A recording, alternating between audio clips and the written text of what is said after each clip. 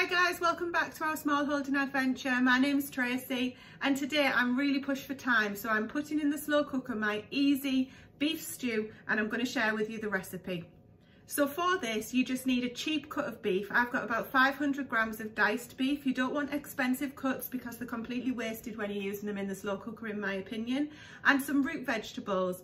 You can really put any vegetables you like in a beef stew. I tend to always go with potatoes, parsnips and carrots. I'm also going to add an onion in there, and I'll show you the lazy method because I actually use gravy granules for this one.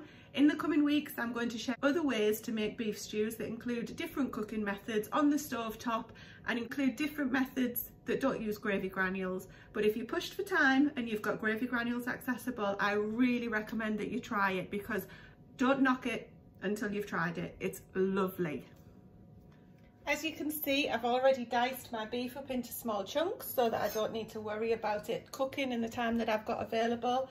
And I've diced up 3 potatoes as well, just 3 fairly small potatoes. I'm just going to cut these parsnips into coin sizes, whatever you want to work with. Parsnips cook quite quickly compared to carrots, so I'm not too worried about these guys cooking. And I quite like them when they've mushed down as well. Remember, the bigger you cut them, the longer they'll take to cook.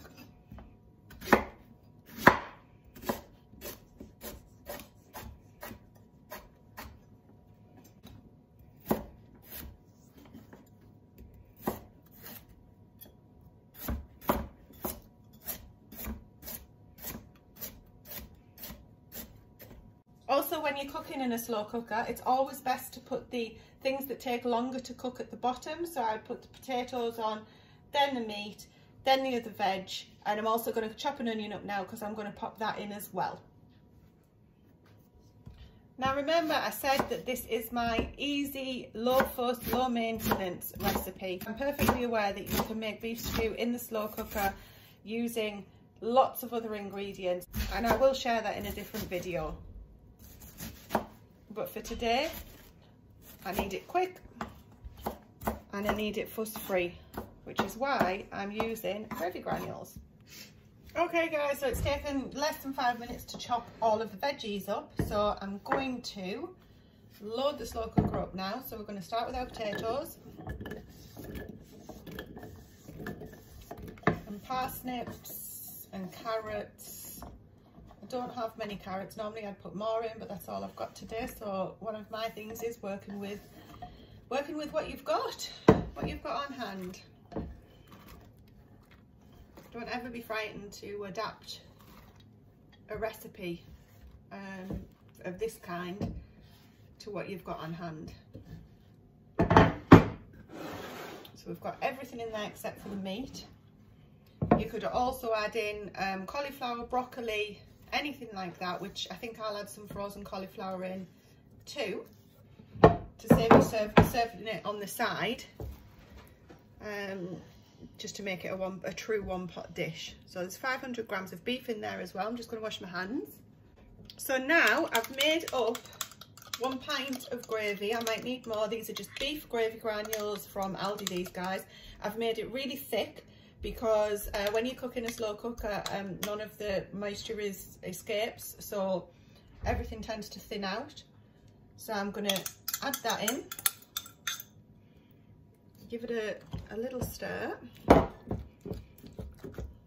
Don't want to displace everything too much. And then I think I'm going to add another pint in, so I'm just going to make that up. Don't actually have enough to make up another pint, so we're doing a grocery challenge, a pantry challenge here at the moment, and just using what we've got in the pantry. So because I've got the gravy granules, that's why I'm using them. As I say, in the next videos I'll show you other ways to make a beef stew without using gravy granules, but this is just easy.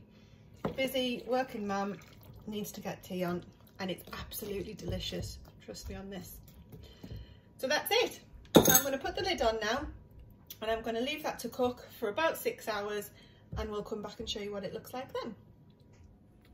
There we go. I even remembered to switch it on at the plug. So that's on high now, as I say, for about 6 hours. So fingers crossed we've got a lovely, bubbly, tender beef stew to have to eat tonight.